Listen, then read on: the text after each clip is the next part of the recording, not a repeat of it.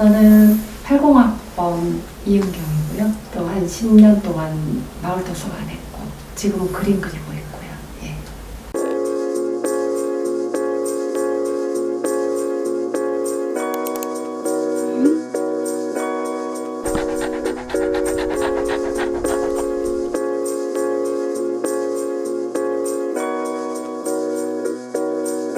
오칠 재료는 보편적으로 알려졌듯이 전통적인 재료고요. 공예성이나 장식성이 머물렀던 재료인데 거기에 미술의 3대 요소 중에 하나인 회화성을 접목시켜서 아름다움을 창조하는 아트의 장르로 나아가는 게 오칠 아티스트가 하는 일이고요. 장르는 여러 가지로 접목할 수가 있어요. 회화, 조각, 조소 뭐 여러 군데로 다 할 수 있죠.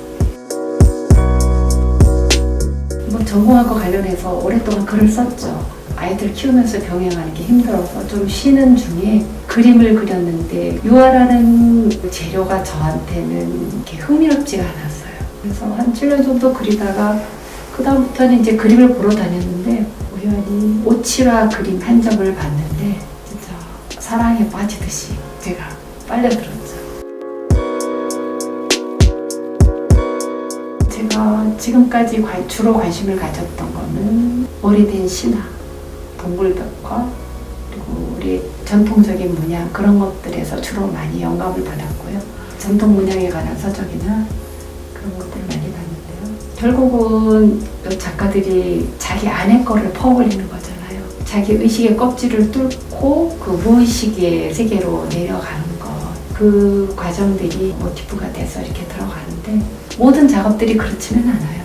아주 얕은 의식의 표면에서 나오기도 하는데 그 깊이로 내려가서 그 과정에서 나를 감동시키고 또 내가 해방감을 느끼고 그럴 때 이제 다른 사람들하고 교류를 하게 되는 것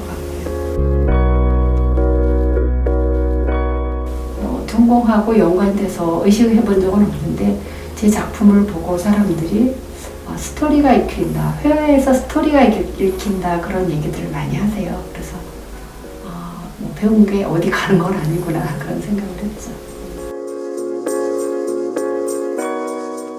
좋은 작품을 내야 된다는 부담감보다 세상에 드러내고 알리고 그러다 보니까 자꾸 욕심이 생기는 건 제가 느껴요.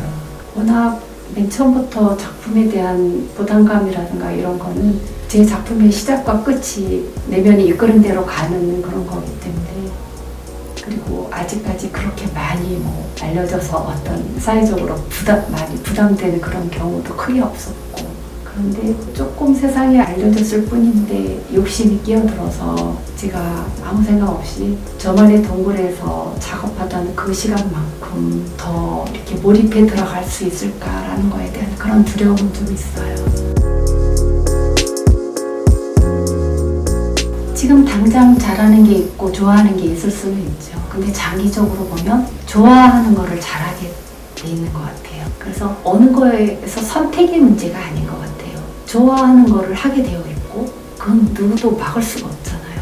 좋아하는 것과 또 잘하는 거를 두고 선택을 해야 될 시점이 있다면 굳이 선택을 저는 안 해야 된다고 생각해요.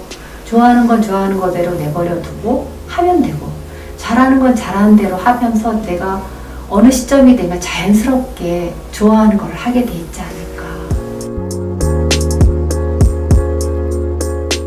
사실은 새로운 것 앞에서 두려움이 생기는 거는 본능일 거예요. 저는 그렇게 생각해요. 실패는 없다. 그냥 경험이 있을 뿐이고 실패라고 생각하고 평가하고 그거는 관점에서 따라 다를 뿐이다. 이런 생각을 합니다. 그래서 무언가 내 가슴을 뛰게 하고 내가 어떤 흥미를 가졌다면 그건 무조건 저는 다른 사람한테 해를 주는 일이 아니라면 해볼 거를 권하고 싶습니다. 두려움 앞에서 두려움이 드는 걸 당연히 받아들이고 두려우면 두려운 대로 그냥 가는 거죠. 제가 어떤 전통 문화나 전통 문양들에 관심을 가지다 보니까 그런 거를 모티브로 해서 세계 미술 시장에서 우리 오칠 아트가 세계 중심 미술로 되는 건 충분히 이 재료 특성이나 기법 특성으로 볼 때 현대 미술의 중심으로 서게 될 거라고 저는 보거든요. 그리고 지금 현재도 오칠로 그림 그리는 작가들이 굉장히 많이 늘어나고 있어요.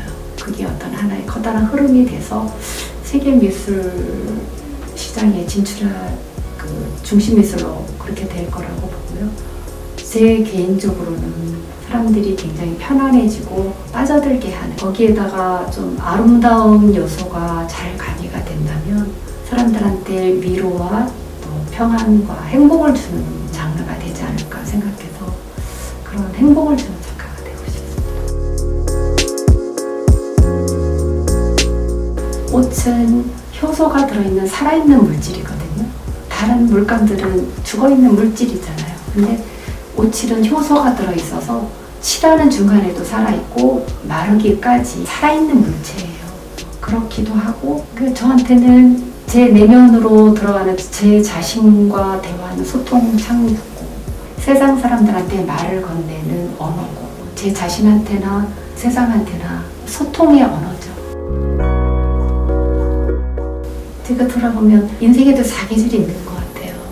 내가 이 젊은 나이에 꽃 피웠으면 참 좋겠지만 어쩌면 내 인생이 지금 젊지만 겨울일 수 있거든요. 제 경우도 계절적으로 겨울이었던 것 같아요. 저는 60이 넘었지만 이제 봄 기운을 느끼거든요. 그런데 사람마다 다 달라요. 어떤 사람은 20대 때 한창 꽃도 피고 열매도 맺는 사람이 있는가 하면, 내가 지금 하는 일이 아무 의미가 없는 것 같아도 내 가슴을 뛰는 일이라면 하고, 제가 겨울이라고 해서 아무런 일도 하지 않았다면 저라는 씨앗에는 아무런 프로그램이 안 되는 거잖아요. 아무것도 남는 것 같지 않아도 내가 하는 경험과 행동을 어디 가지 않고 내 씨앗의 프로그래밍이 돼요. 내가 과연 어떤 기운을 타고났고 거기에 내 노력으로 어떤 걸 프로그래밍해서 어떤 꽃을 피우고 어떤 열매를 맺을지, 그거를 놓치지 않았으면 좋겠어요.